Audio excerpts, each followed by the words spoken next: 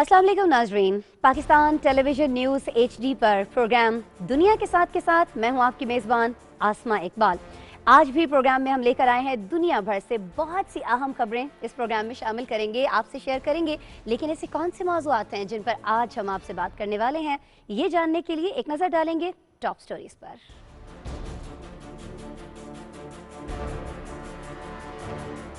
आज सबसे पहले हम बात करेंगे ख्वातीन को हरासा करने के इल्जाम में गवर्नर न्यूयॉर्क के इस्तीफे की।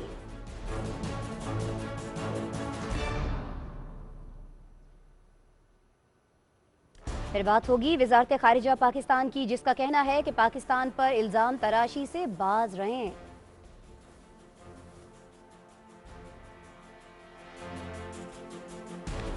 और आलमी दर्जा हरारत बढ़ता चला जा रहा है, इसके जिम्मेदार हम इंसान किस हद तक हैं।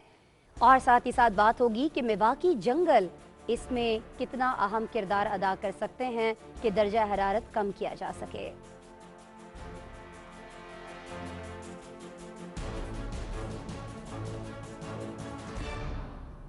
मिवाकी जंगल को लेकर आज एक अहम डेवलपमेंट हुई है। पाकिस्तान में वज़ीर आज़म इमरान खान ने इफ्तिताह किया है एक और मिवाकी जंगल का। इसको लेकर भी खबर आज के शो में शामिल करेंगे।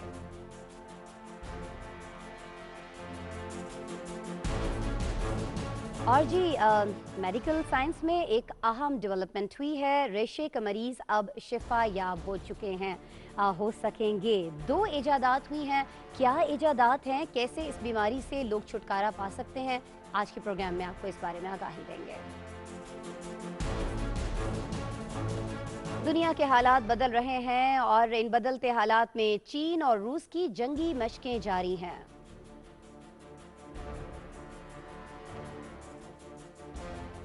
और कोरोना के आलमी मंजरनामे में आलमी ताकतों की इल्जाम तराशियां।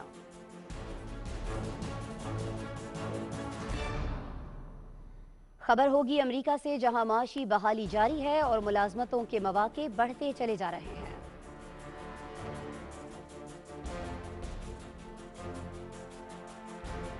और सेब के वजन की नौमौलूद बच्ची जिंदगी की जंग जीतने में कामयाब हो गई। ये साइंस की एक बड़ी कामयाबी है। आज के प्रोग्राम में इस कामयाबी पर भी बात करेंगे।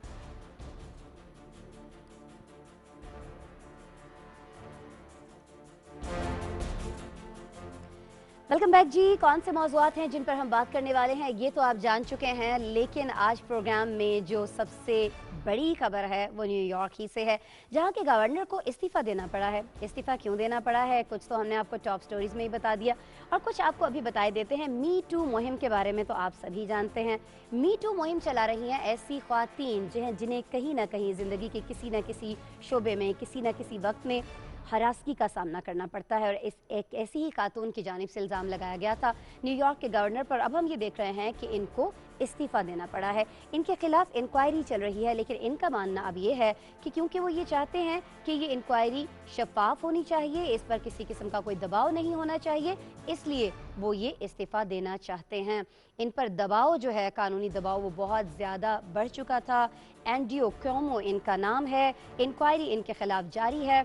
आज इन्होंने टेलीविज़न पर 20 मिनट का खिताब किया है। 63 साल क्योमो का कहना था कि उनका इस्तीफ़ा 14 दिन में नाफिज हो जाएगा। ऐलान में उन्होंने ये भी कहा कि अटॉर्नी जनरल लिटिया जेम्स की जो 5 माह की आज़ादाना तहकीकात हैं, उनके नताइज जारी करने का 1 हफ्ता रह चुका है।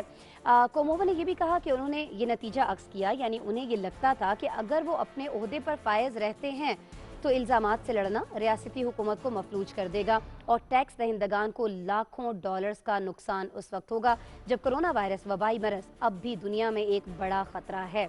क्योमो ने इस्तीफ़ा 13 सालों में दूसरी बार दिया है। और आपको बताएं कि ये कोई न्यूयॉर्क के पहले गवर्नर नहीं हैं जिन्होंने इस तरह के इल्ज़ामात में किसी स्कैंडल की जद में आकर अपना ओहदा छोड़ा हो। 2008 में एलियट स्पिट्जर इनका नाम बताया जाता है, वो भी गवर्नर थे न्यूयॉर्क ही के। उन्होंने भी ऐसे एक स्कैंडल के दौरान अपना इस्तीफा दे दिया था।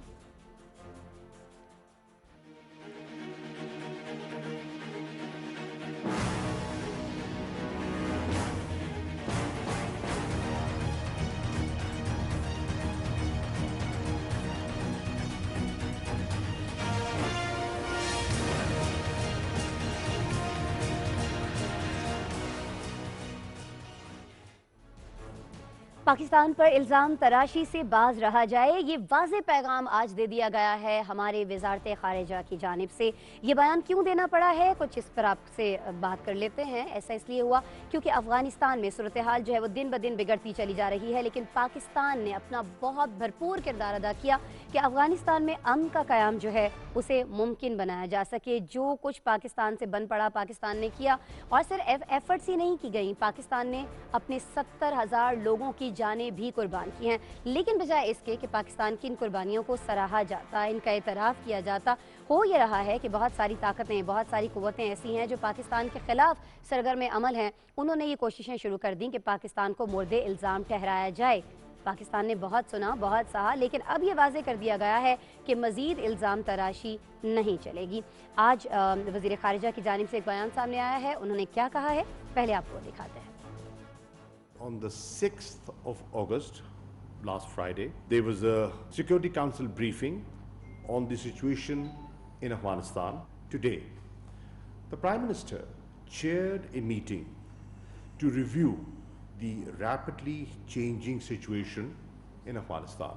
In our view, Pakistan should have been invited to this briefing. We made a formal request to be present there. Unfortunately, it was not accepted. At the time of India assuming the presidency of the Security Council, we had reminded India to act objectively, but unfortunately, a country aspiring for a permanent seat in the Security Council did not behave in the manner that was befitting of that responsibility. By not acceding to Pakistan's request to brief the Security Council, India has been वाज़ेह कर दिया गया है हमारे वज़ीर ख़ारिजा की जानिब से कि इल्ज़ामात का ये सिलसिला मज़ीद बर्दाश्त नहीं किया जाएगा। पाकिस्तान के साथ जो कुछ होता रहा है उससे आलमी बरादरी बखूबी आगाह है। बहुत बार हमने ये देखा है कि अमेरिका ने इस चीज़ का एतराफ़ किया कि जी बिल्कुल हमें इस चीज़ का अंदाज़ा है, हम इसका एतराफ़ करते हैं, हम इस चीज़ को सराहते हैं कि पाकिस्तान ने अफ़गानिस्तान में अमन के क़याम को लेकर उसमें किरदार अदा करते हुए बहुत सारी कुर्बानियाँ दी हैं, बहुत सारी एफ़र्ट्स की हैं। लेकिन अब जब इनसे इनहराफ़ किया जा रहा है, इन तमाम कोशिशों से, इन तमाम एफ़र्ट से, तो पाकिस्तान का कहना यह है कि जो अफ़गानिस्तान के अंदर नाकामी हुई है, चाहे वो अमेरिका को हुई है या वहाँ की हुकूमत को हुई है, अफ़गान हुकूमत को हुई है, उसकी ज़िम्मेदारी और इल्ज़ामात देने के बजाय आलमी बरादरी अफ़गान सिक्योरिटी फोर्सेस की कारकर्दगी को देखे और फिर गौर इस पर किया जाना चाहिए कि तालिबान की पेशकदमी रोकने में नाकामी क्यों हो रही है। वज़ीर ख़ारिजा शाह महमूद कुरैशी ने जब सहाफ़ियों से बात की तो उन्होंने कहा कि अफ़गान अवाम को अपने मुस्तक़बिल का फ़ैसला खुद करना है, हमारा कोई पसंदीदा फ़रीक नहीं है, हम अफ़गानिस्तान में अमन के मुआविन हैं, ज़ामिन नहीं हैं और अमन कायम होने की कोई गारंटी नहीं दे सकते हैं।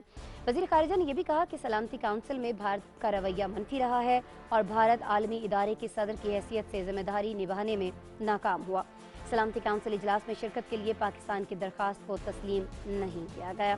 साथ ही साथ वज़ीर ख़ारिजा ने आज ये भी वाज़ेह कर दिया है नाज़रीन कि पाकिस्तान अफ़गानिस्तान में किसी फ़ौजी कब्ज़े के हक़ में नहीं है, हमारा किरदार मुआविनत का है। बिल्कुल जी, वाज़ेह कर दिया गया है कि अब किसी सूरत अगर कोई ये सोचता है कि पाकिस्तान इस चीज़ की ज़िम्मेदारी ले, इस चीज़ की ज़मानत दे कि अफ़गानिस्तान में अमन कायम हो जाएगा, तो ये ज़मानत से कोई और मुल्क नहीं ले सकता है। इसमें जो बड़े स्टेक होल्डर्स हैं, तालिबान हैं, वहाँ की हुकूमत है, अफ़गान हुकूमत है, या फिर अमेरिका जिसने आज से 2 दहाइयों पहले ये फ़ैसला किया कि उसको वहाँ पर जाना है, अपनी फ़ौजें वहाँ पर उतारनी है, इत्तेहादी फ़ौजें वहाँ पर लेकर जानी है और ताकत के बल पर यहाँ पर अमन कायम करना है, वो इसमें क्यों नाकाम हुआ है, इस पर फोकस करने की ज़रूरत है। और चलिए, अब ये नाकामी तो हो गई, वज़ीर ख़ारिजा ने भी आज यही कहा है कि अब इस नाकामी को कामयाबी में किस तरह से कन्वर्ट किया जा सकता है। और कामयाबी क्या है? कामयाबी ये है कि अफ़गानिस्तान के अंदर अमन का क़याम जो है उसको मुमकिन बनाया जा सके, जिसके लिए तमाम स्टेक होल्डर्स हमें बहुत ज़्यादा काम करते हुए दिखाई दिए। लेकिन एक ऐसा फ़रीक जिसकी हम बात कर रहे हैं वो है अफ़गान हुकूमत। अफगान हुकूमत क्या करती रही है इस सारे अरसे के दौरान, इस पर बहुत सारे सवालिया निशानात उठते रहे हैं। जब पाकिस्तान पर इल्ज़ामात लगाने की बात होती है तो बग़ैर किसी सबूत के, बग़ैर शवाहिद के पाकिस्तान पर कोई से भी इल्ज़ामात आयद कर दिए जाते हैं। लेकिन जब फैक्ट्स की बात की जाती है तो बहुत सारी चीज़ें ऐसी भी सामने आई हैं कि बहुत सारी जगहों पर अफ़गान हुकूमत की जानिब से बहुत बार ऐसा दिखाई दिया कि जो जंग है अफ़गानिस्तान के अंदर, इसको बहुत लंबे अरसे तक चलते रहना चाहिए, क्योंकि इसमें अगर देखा जाए तो फ़ायदा सिर्फ़ और सिर्फ अफ़गान हुकूमत का था। अब जब अमरीकी फ़ौजें यहाँ से निकल चुकी हैं, जब इत्तेहादी अफ़वाज यहाँ से रवाना हो चुकी हैं, उसके बाद हम ये देख रहे हैं कि अफ़गान हुकूमत को, ख़ास तौर पर जो अफ़गान फ़ोर्सेस हैं, उनको बहुत ज़्यादा मुश्किलात का सामना करना पड़ रहा है। 5 ऐसे सूबाई दारुल हुकूमत हैं जिन पर तालिबान कब्ज़ा कर चुके हैं, और छठे के बारे में कहा जा रहा है कि एक और सूबाई दारुल हुकूमत ऐसा है जिस पर ये काबिज़ होते हुए दिखाई देते हैं।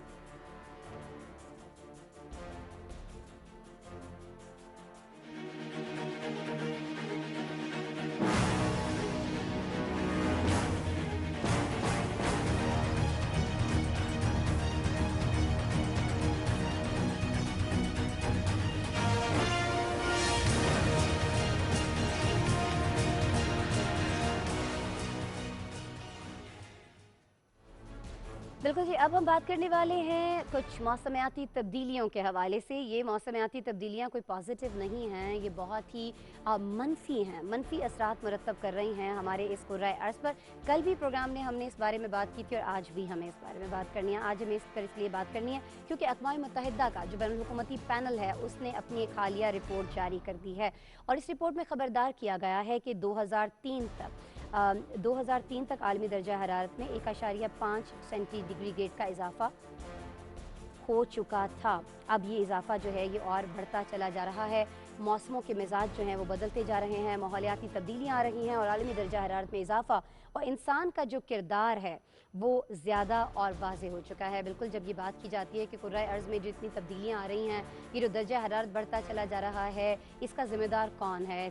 शायद इस पर इससे पहले नहीं सोचा गया था कि इसके ज़िम्मेदार हम खुद हैं, हमारी रोज़मर्रा की आदत हैं, हमारा लाइफ़स्टाइल है, हमारा तर्ज़ ज़िंदगी है। ये जो मनाज़िर हम आपको भी टीवी स्क्रीन पर दिखा रहे हैं, इनके दिखाने का मकसद ये है कि देखिए हमारी लाइफ जो है वो कितनी तेज़ हो चुकी है और कितनी मसनूई हो चुकी है।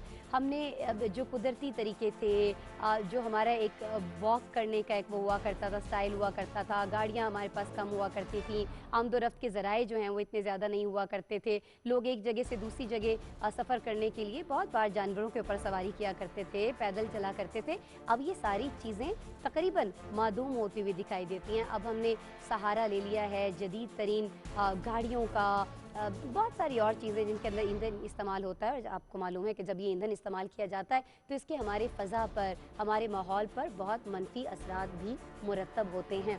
इन्हीं मनफी असरात को लेकर ये रिपोर्ट अक़वाम मुत्तहिदा के बैनुल हुकूमती पैनल ने जारी की है, और इसमें ये वाज़े कर दिया गया है कि हम ही यानी इंसान ही इसका ज़िम्मेदार है, जो भी दर्जा हरारत में इजाफ़ा होता चला जा रहा है।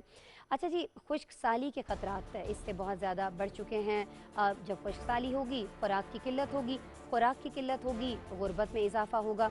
ज़मीन का जो बढ़ता हुआ दर्जा हरारत है उससे गर्मी यकीनी तौर पर बहुत ज़्यादा बढ़ जाएगी, और ये जो बेसबब बारिशें हैं ये भी इसी मौसमियाती तब्दीली की वजह ही से दुनिया भर को अपनी लपेट में ले रही हैं। और बहुत सारे ममालिक ऐसे हैं नाज़रीन, आप जानते हैं, जहाँ बहुत ज़्यादा सैलाब आने लग गए हैं, और ये सैलाब जानी नुकसान का भी बायस बन रहे हैं। माली नुकसान तो ये करते ही करते हैं, लेकिन आपको बताएं कि आलमी हिद्दत में ये जो इजाफा है इससे समंदरों की सतह में इजाफा हो रहा है, और जो साहिली शहर हैं उनको बहुत ज़्यादा ख़तरात लाहिक हो गए हैं। ये रिपोर्ट 14,000 साइंसी तज्जियों के मुताले के बाद मुरतब की गई है, और मौसमियाती तब्दीलियों के असरात ज़मीन पर वाज़े हैं और उन्हें खुली आँखों से देखा भी जा सकता है। अब ये जो असरात हैं इसके हवाले से हमने आपको रिपोर्ट भी दिखा दी है। इस रिपोर्ट में क्या कहा गया है ये भी हमने आपको बता दिया है। इंसान ही इसका ज़िम्मेदार है, ये रिपोर्ट हमें ये बताती दिखाई देती है। लेकिन अब इसका हल क्या है? इस नुकसान से बचा किस तरह से जा सकता है? बचा जा भी सकता है, ये ऐसा मुमकिन नहीं है। इसी पर बात करने के लिए हमने राबिता किया है साबिक डीजी माहौलियात जावेद अली खान साहब से। माहिर माहौलियात हैं और मौसमी तग़य्युरात पर बड़ी गहरी निगाह भी रखते हैं और बहुत ज़्यादा इल्म भी रखते हैं। इस हवाले से उन्हें वेलकम करते हैं। अस्सलाम वालेकुम जावेद साहब। जावेद साहब, आप सुन पा रहे हैं मुझे? जी, मैं बिल्कुल कोशिश आपको करेंगे। सुन पा रहा हूँ। जी, अस्सलाम वालेकुम। जी आप। वेलकम करते हैं जावेद अली खान साहब आपको। जावेद साहब, ये जो रिपोर्ट जारी की गई है जिसमें कहा यह गया है कि जो भी मौसमियाती तब्दीलियां आ रही हैं, जो भी दर्जा हरारत बढ़ता चला जा रहा है, इसका जिम्मेदार सरासर इंसान है। चले मान लिया कि ये रिपोर्ट में जो इंसान को जिम्मेदार ठहराया गया है, बहुत हद तक जिस तरह से ये रिसर्च की गई है, जो हकायक सामने रखे गए हैं, ये बात सही भी लगती है। अब इस बात को सही मान लेने के बाद ये जो मनफी असरात हैं, इनको कम करने के लिए, इनको ख़त्म करने के लिए हम क्या कर सकते हैं जावेद अली खान साहब? जी, बहुत कुछ किया जा सकता है। देखें, ये जो है ना, ये जैसे आपने बताया कि ये इंसानी असरात से या इंसानी इंटरवेंशन से, इसको कहते हम्म। हैं एंथ्रोपोजेनिक सोर्सेज से। तो एंथ्रोपोजेनिक सोर्सेज जो हैं वो ह्यूमन इंड्यूस्ड एक्टिविटीज से पैदा होते हैं, यानी इंसान के अमल से।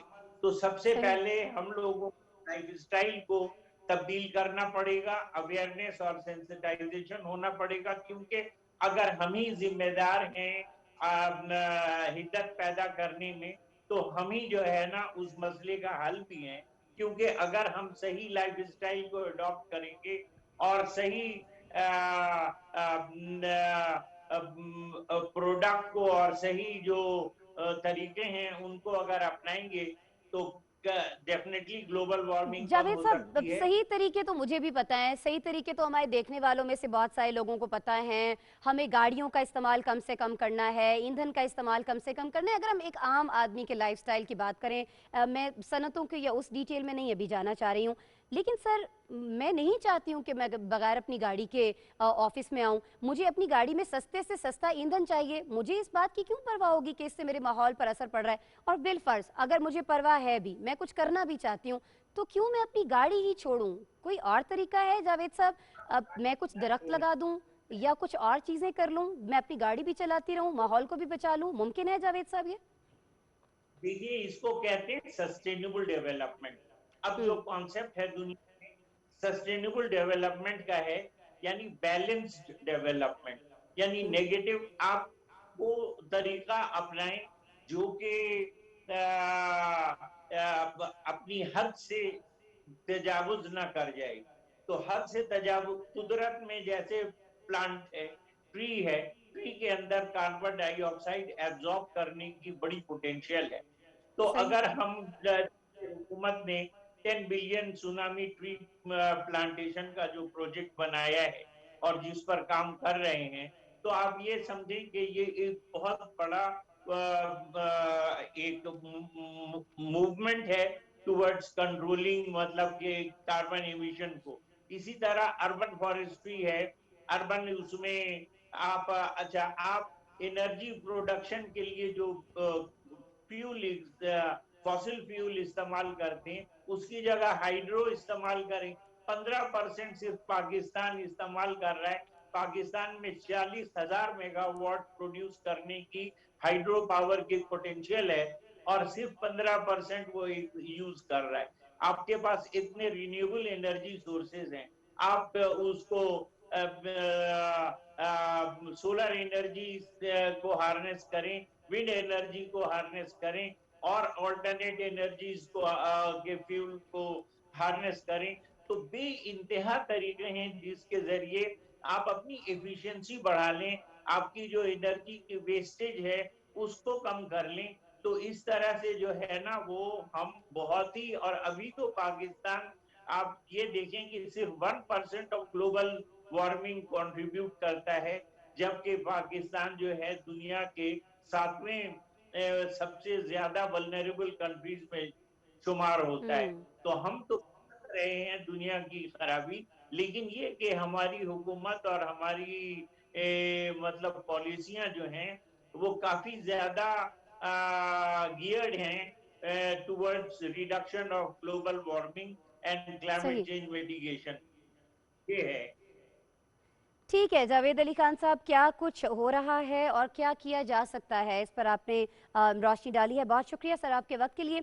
जावेद अली खान साहब साबिक डीजी रहे हैं, माहौलियात के लिए हमें आगाह कर रहे थे कि किस तरह से हम अपने लाइफस्टाइल में थोड़ी सी तब्दीली लाकर इस बहुत ज़्यादा माहौलियाती तब्दीली जो कि बहुत ज़्यादा तेज़ी से आ रही है इसको रोक सकते हैं या इसको बेहतर बना सकते हैं। अरे जब इसको माहौल को बेहतर बनाने की बात हो रही है, हमारी आइंदा नस्लों के लिए बेहतरीन बनाने की बात हो रही है, तो एक और चीज़ जो हम कर सकते हैं वो ये कर सकते हैं कि ज़्यादा से ज़्यादा दरख्त उगा सकते हैं। और हमारी हुकूमत तो जंगलात उगाती हुई दिखाई दे रही है, और जंगलात भी कोई आम नहीं, जंगलात भी लगाए जा रहे हैं मिवाकी जंगलात, वो जंगलात जो आम दरख्तों के निस्बत 10 गुना ज़्यादा तेज़ी से बढ़ते हैं, 10 गुना कम वक्त में बढ़ते हैं। और आपको नाज़रीन बताएं कि सिर्फ पाकिस्तान ही का नहीं, दुनिया का सबसे बड़ा मिवाकी जंगल जो है उसका इफ्तिताह कर दिया गया है लाहौर के अंदर, और ये इफ्तिताह किया गया है वज़ीर आज़म पाकिस्तान इमरान खान की जानिब से। ये इसी इफ्तिताह के मनाज़िर हम आपको दिखा रहे हैं।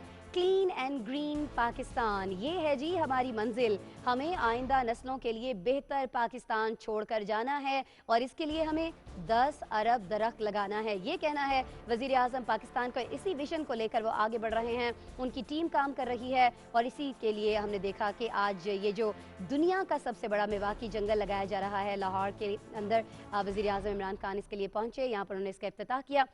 आलमी दर्जा हरारत चूँकि बहुत ज़्यादा बढ़ता जा रहा है, इससे हमें छुटकारा हासिल करना है, अपने माहौल को बेहतर बनाना है। आलमी दर्जा हरारत में जितनी ज़्यादा कमी लाई जा सकती है उसको लाना है, और उसके लिए जंगलात लगाना बहुत ज़रूरी है। और फिर जब ऐसी एफर्ट्स होंगी और तकरीबन दुनिया के तमाम ही ममालिक इस तरह की चीज़ें कर रहे होंगे, तो फिर ये कुछ ज़्यादा नामुमकिन दिखाई नहीं देता है। लेकिन इसके लिए एफर्ट्स चाहिए होती हैं, जो मौजूदा हुकूमत हमें करती हुई दिखाई देती है। समंदरों का पानी तक तो अब नाज़रीन गर्म हो चुका है, अब बारिशें जो हैं वो बेवक्त हो रही हैं। पहले कुछ सीज़न हुआ करते थे, हमें मालूम होता था इस सीज़न में बारिश होनी है, इस सीज़न में गर्मी होती है, लेकिन अब आप जो एक्सपेक्ट कर रहे होते हैं कि जो वेदर होगा वैसा नहीं होता है। किसी भी दिन हम देखते हैं कि अचानक से बारिश बरसने लग जाती है, किसी भी दिन हम देखते हैं कि जो मौसम है वो बहुत ज़्यादा गर्म हो जाता है, तूफ़ान बहुत ज़्यादा आने लग गए हैं। तो बहुत सारी ऐसी चीज़ें हैं जो हम तवक्को नहीं कर रहे होते हैं, वो होती हैं। अब इनसे जो बेवक्त के सैलाब हैं, बेवक्त की बारिशें हैं, और ये जो इतनी बड़े पैमाने पर मौसमियाती तब्दीलियाँ हो रही हैं जो कि इंसान के लिए ख़तरनाक हैं, हमारी आपकी आइंदा नस्लों के लिए ख़तरनाक हैं, इनसे बचने के लिए क्या किया जा सकता है? इनसे बचने के लिए ऐसे ही इक़दाम किए जा सकते हैं। और पाकिस्तान के लिए यकीनन ये एक बहुत खुश आइंद और बहुत बड़ी खबर है कि पाकिस्तान ही का नहीं, दुनिया का सबसे बड़ा जो मिवाकी जंगल है उसका लाहौर में इफ्तिताह कर दिया गया है। लेकिन ज़रूरी नहीं है कि अगर हुकूमत इक़दाम कर रही है तो मुझे और आपको कुछ नहीं करना है, हम अपने अपने हिस्से का एक एक दरख्त तो लगा ही सकते हैं। बहरहाल जी इसी नोट पर हम एक ब्रेक लेते हैं, ब्रेक के बाद आपसे दोबारा मिलते हैं।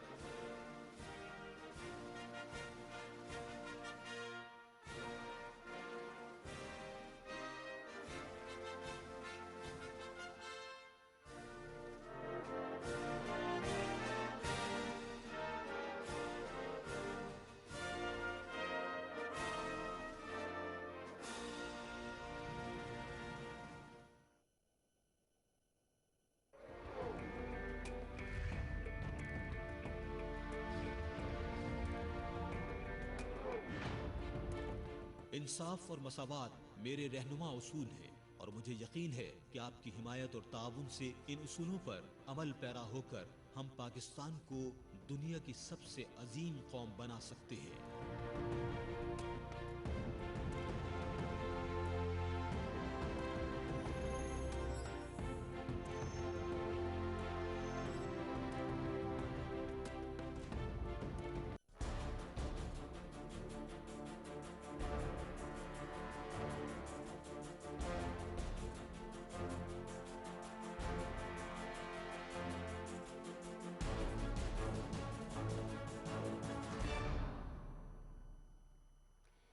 वेलकम बैक जी। प्रोग्राम में अब हम बात करने वाले हैं कुछ ऐसे लोगों की जो रेशे के मरज़ में मुब्तला हैं। जिन लोगों को नहीं मालूम है रेशे का मरज़ क्या है, उनको बताए देते हैं। रेशे का मरज़ एक ऐसी बीमारी है जिसमें जब आप किसी से बात कर रहे होते हैं, आपके हाथ पांव जो हैं वो आपके अपने कंट्रोल में नहीं होते हैं, वो बहुत ज़्यादा कपकपाने लगते हैं, बहुत ज़्यादा कांपने लगते हैं और देखने वाले को बिल्कुल ये वाज़े तौर पर महसूस होता है कि आपको फिज़िकली कोई ना कोई मरज़, कोई ना कोई बीमारी है, आप फिट नहीं हैं, आप सही से बात नहीं कर सकते हैं।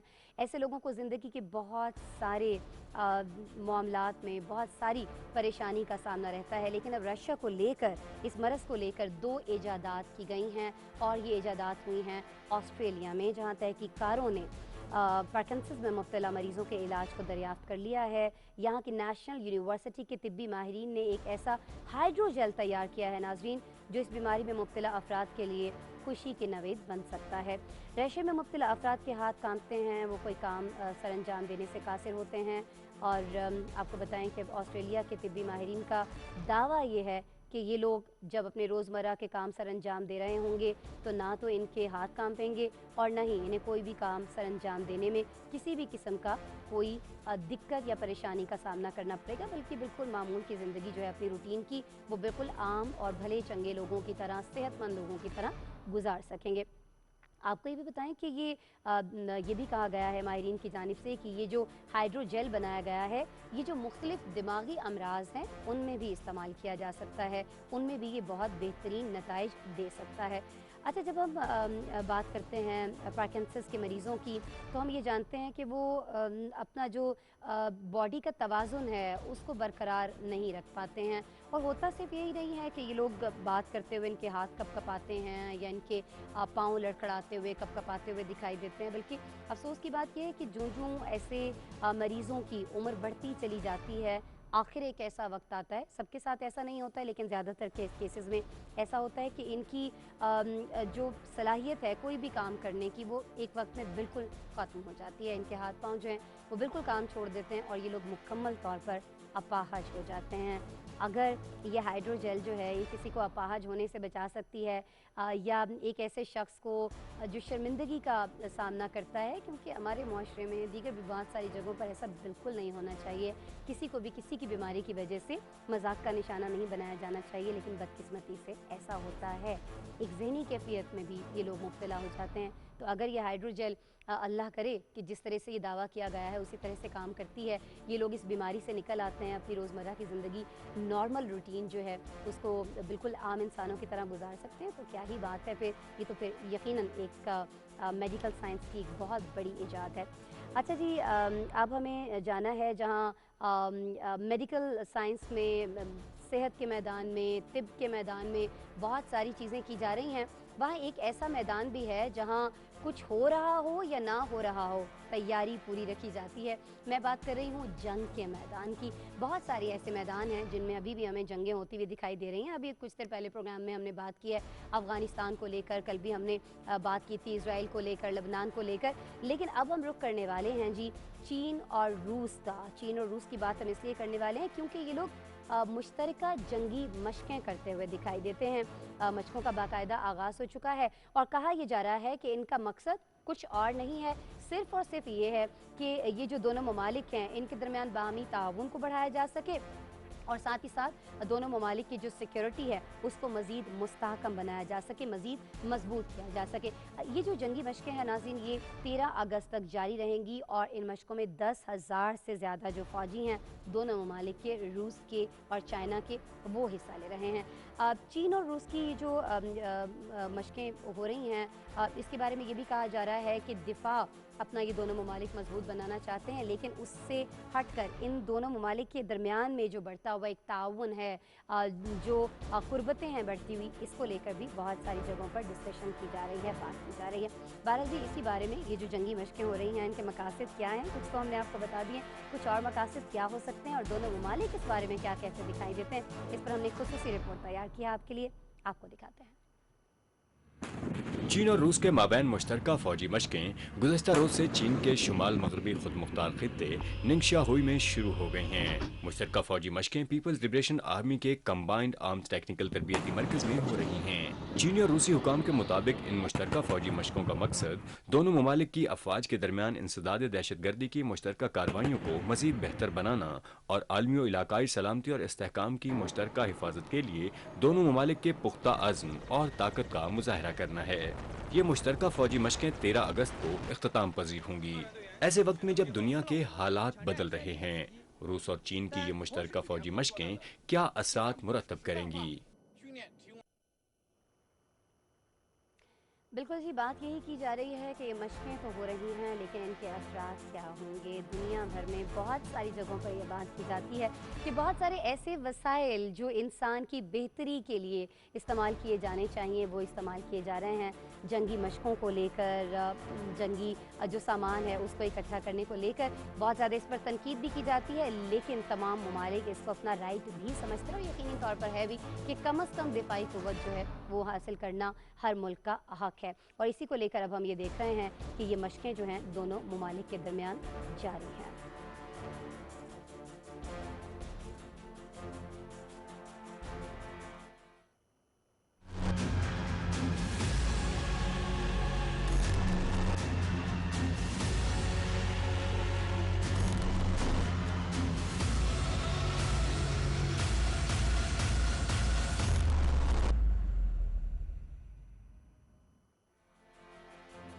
बिल्कुल जी, अब हमें बात करनी है कोविड-19 को लेकर, कोरोना को लेकर, जिसने पूरी दुनिया को अपनी लपेट में ले रखा है। एफर्ट्स जारी हैं, कोशिशें की जा रही हैं कि किसी तरह इस मरज़ से, वबाई मरज़ से छुटकारा हासिल किया जा सके और इंसान जिनको ये वबा रोज़ बरोज़ बहुत बड़े पैमाने पर निगलती चली जा रही है, इस सिलसिले को रोका जा सके और नौ इंसानी को इससे महफूज रखा जा सके। लेकिन ये कैसे मुमकिन है? वैक्सीन तो तैयार कर ली गई है, लेकिन वैक्सीन पर बहुत सारे सवालात उठते हुए दिखाई देते हैं। बहुत से तोहमात, बहुत सी बातें, बहुत सी अफवाहें, बहुत सारी फेक न्यूज़ भी हमें गर्दिश करती हुई दिखाई दे रही हैं। लेकिन सबसे अफसोसनाक अमर ये है कि आलमी ताकतें, जिन्हें इस आलमी वबा का हल ढूंढना चाहिए, मुश्तरका कोशिशें करनी चाहिए, वो एक दूसरे को इल्ज़ामात देती हुई दिखाई देती हैं। रूस ही को ले लीजिए, उसका कहना यह है कि अमेरिका चीन के हेल्थ सिस्टम से सबक सीखे और चीन ने कोरोना वबा के खिलाफ अमेरिका की कारकर्दगी के हवाले से रिपोर्ट में ये सवाल उठा दिया है कि अमेरिका जो फोर्ट डेट्रिक में तहकीक कर रहा है, वो किस चीज़ को लेकर तहकीक कर रहा है, दुनिया के सामने ये बात आनी चाहिए। सवाल ये उठाया गया है चीन की जानिब से कि क्या अमेरिका ने अपनी हयातियाती लेबॉर्ट्रीज़ के लिए हिफाजती इंतजामात मुकम्मल कर लिए हैं। फोर्ट डेट्रिक, जहां अमेरिका के हवाले से कहा जा रहा है कि इन लेबॉर्ट्रीज़ में वो तहकीकात कर रहा है, बहुत सारे ऐसे खुफिया, बहुत सारे ऐसे पोशीदा राज यहाँ पर उसने छुपा कर रखे हुए हैं जो नोए इंसानी के लिए बहुत ज़्यादा ख़तरनाक हो सकते हैं, हमारी आइंदा आने वाली नस्लों के लिए ख़तरनाक हो सकते हैं। बहुत सारी चीज़ें अमेरिका को ऐसी मालूम हैं जो उसे दुनिया के साथ शेयर करनी चाहिए, लेकिन वो फोर्ट डेट्रिक में इसको छुपाए हुए है, इस राज को अफशा नहीं करना चाहता है और चीन ये चाहता है कि ये राज दुनिया के सामने लेकर आया जाए।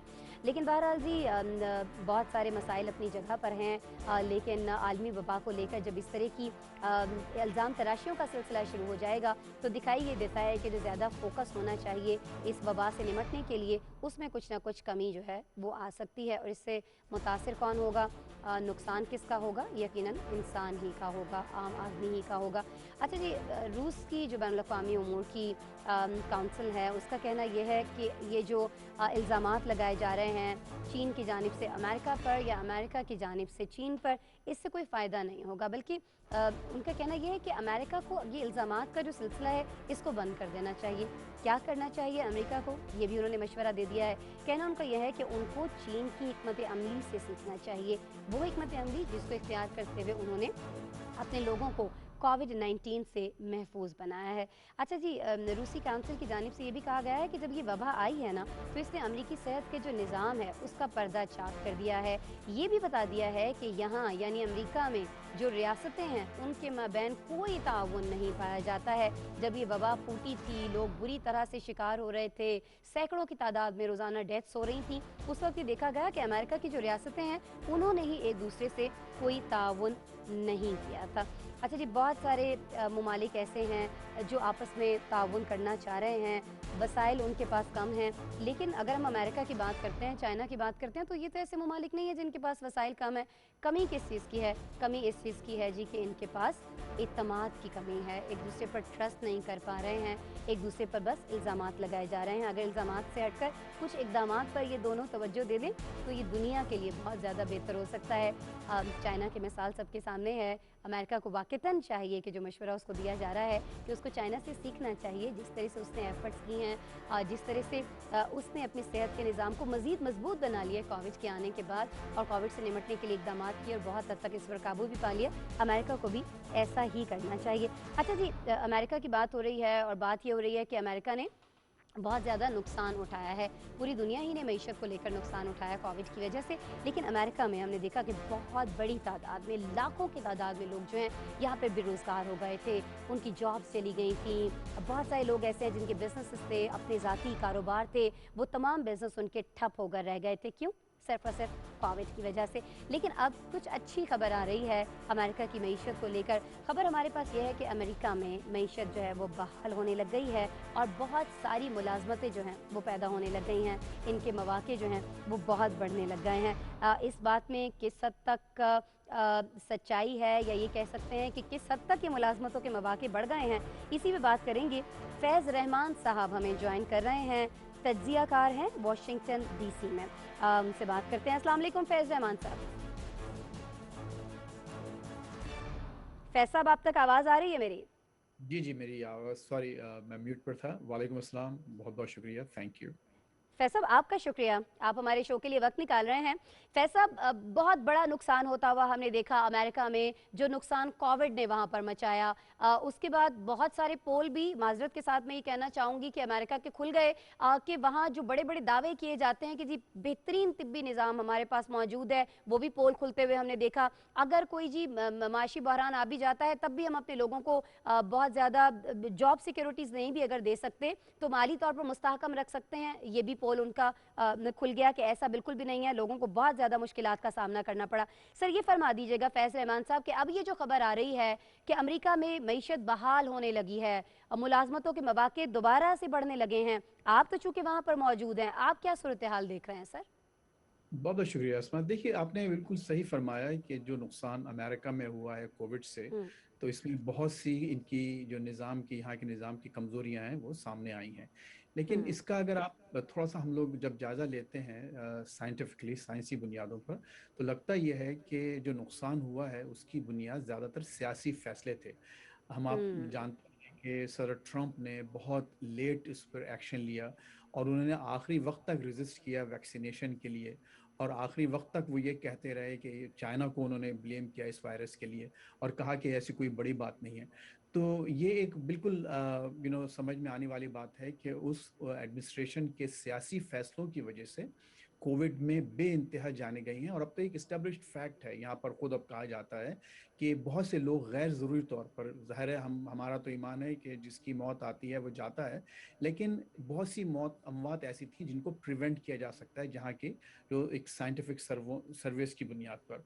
जी, तो लेकिन आप ये देखिए, उसके बावजूद जो सियासी बुनियाद पर जो फैसले हुए थे वो ज़रूर गलत साबित हुए, लेकिन जो एक सेकंड और थर्ड टियर पे जो एक साइंटिफिक कम्युनिटी है, मेडिकल कम्युनिटी है, उसमें ओवरऑल अगर आप देखें तो कारकर्दगी बेहतर रही है। अपनी तमाम तर कमज़ोरियों और लिमिटेशंस के बावजूद सही। उन्होंने बहुत जल्द काबू पाया इस सूरत हाल पर। और अब इस वक्त आप ये देखिए, इस वक्त तकरीबन से मोर देन 67% अमेरिका की आबादी जो कि 12 साल से ऊपर की उम्र की है, वो वैक्सीनेशन उसकी हो चुकी है। More than 67%, that's a big number. और ज़ाहिर है कि उसकी वजह यह है कि अब चूंकि बाइडन आए हैं, डेमोक्रेटिक एडमिनिस्ट्रेशन है, तो ये ज़्यादातर इनके फैसले जो हैं वो साइंसी बुनियादों पर हो रहे हैं और उसकी वजह से आप ये सब नताइज आपके सामने आ रहे हैं। फरमा दीजिएगा कि अब जो हेलो। भी सिचुएशन हुई, जिसकी भी गलती की वजह से हुई, जल्दबाजी की हुई वजह से हुई या कुछ ताख़ीरी हरबों की वजह से हुई, जानकर किए गए या अनजाने में किए गए, अब इसका हल क्या है? फैज़ साहब, ज़रा ये फरमा दीजिएगा, क्या अमेरिका जिस तेज़ी से ये मईशत ख़राबी की जानिब गई, उसी तेज़ी के साथ इसको वापस उस जगह पर लाया जा सकता है जहाँ ये कोविड-19 से पहले थी? ये मुमकिन हो पाएगा अमेरिका के लिए?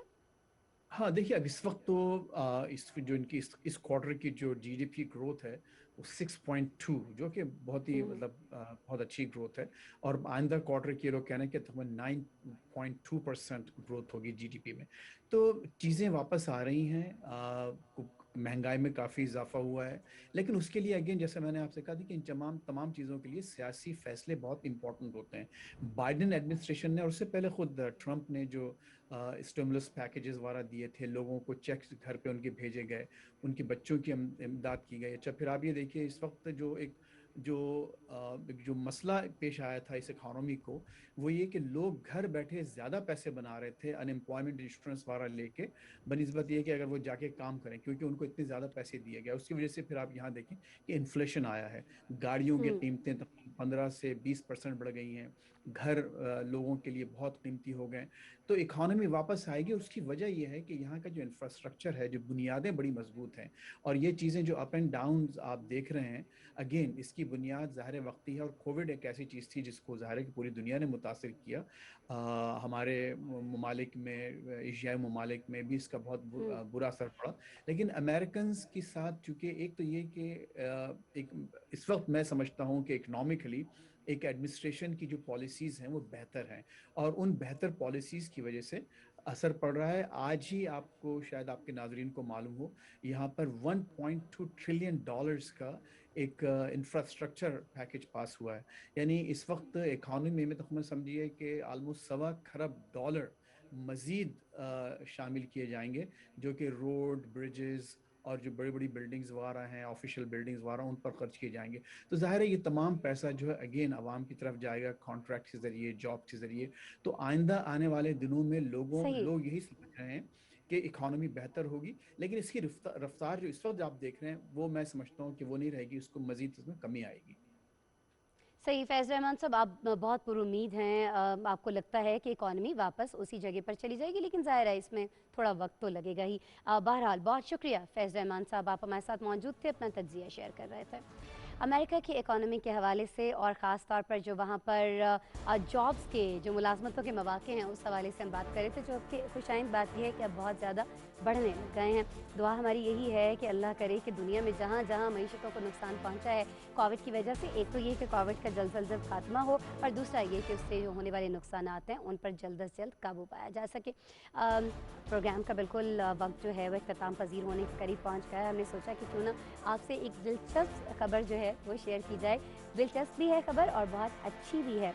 खबर यह है कि सेब के वज़न की जो नौमौलूद बच्ची बहुत अरसे से अस्पताल के अंदर मौजूद थी, अब इस बच्ची को घर में शिफ्ट कर दिया गया है, घर मुंतकिल कर दिया गया है। आपको बताएं कि सिंगापुर के एक अस्पताल में ये बच्ची पैदा हुई थी। कब इसकी पैदाइश हुई थी, कितना अरसा इसको अस्पताल में रखना पड़ा, और इसका वज़न इतना कम क्यों है, क्यों ये सेब के से साइज़ की है, इस पर हमारे पास एक रिपोर्ट मौजूद है। पहले रिपोर्ट देखते हैं, फिर इस पर और बात करेंगे। 212 ग्राम वजनी, 24 सेंटीमीटर कद की नौमौलूद बच्ची 13 माह की नगेदाश्त के बाद जिंदगी की जंग जीत गई। सिंगापुर मीडिया के मुताबिक महज सेब के वजन के बराबर हैयत रखने वाली योशवान को दुनिया की सबसे छोटी बच्ची कहा जा रहा है। हमल के सिर्फ 25 हफ्तों बाद पैदाइश पाने वाली ये बच्ची वालदा की तबीयत खराबी के बायस 40 हफ्ते के औस दौरानिये से पहले पैदा हुई। सिंगापुर के नेशनल यूनिवर्सिटी अस्पताल के मुताबिक बच्ची के जिंदा रहने की उम्मीद बहुत कम थी और उसे जिंदा रहने के लिए मुख्तलिफ मशीनों में वक्त गुजारना पड़ा।